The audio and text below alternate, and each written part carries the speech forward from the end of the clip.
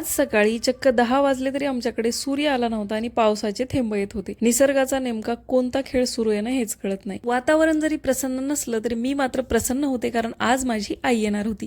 सकाळची सगळी कामावरून देवपूजा केली आणि नाश्त्याला सुशीला बनवून खाल्ला. माझ्या माहेरून आई किंवा कोणीही आलं तरी त्यांची पिशवी मला कधीच उचलत नाही, कारण त्यामध्ये एवढा सगळा मेवा असतो आणि सगळ्या माझ्या आवडीच्या गोष्टी असतात. पेरू, सीताफळ, भोपळे, वांगे, टोमॅटो, आवळे, तुपाचा डब्बा, पपया, बोर हे सगळं आमच्या शेतातलं आहे. माझ्या शेतातला ब्लॉग मी तुमच्यासोबत शेअर केलेला आहे, तो नक्की पहा. मस्त ताजे ताजे घरच्या झाडाच्या आईनं आवळे तोडून आणले होते, त्यामुळे आवळ्याचं लोणचं जे की आईनंच मला बनवून दिलं आणि सोबतच मी आवळ्याचं तेल सुद्धा करायला घेतलं.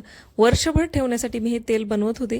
1 लिटर खोबऱ्याचं तेल यामध्ये मी घातलं, सोबतच आवळ्याचा किस, मेथीचे दाणे घातले आणि हे मस्त उकळलं की यामध्ये कढीपत्त्याचे पानं सुद्धा घातले. 10 ते 15 मिनटं छान हे उकळलं की कपड्याने गाळून हे तेल बाटलीत भरून ठेवायचं. वर्षभर मस्त टिकतं आणि केसांच्या वाढीसाठी सुद्धा चांगलं राहतं. आता आई आली म्हणल्यावर काही प्रश्नच नाही, मासवड्यांचा बेत तर होणारच होता. मस्त बेसन पिठाच्या आईनं मासवड्या केल्या होत्या, त्या आम्ही एन्जॉय केला आणि दिवस घालवला. चला भेटते नेक्स्ट ब्लॉगमध्ये, तोपर्यंत बाय.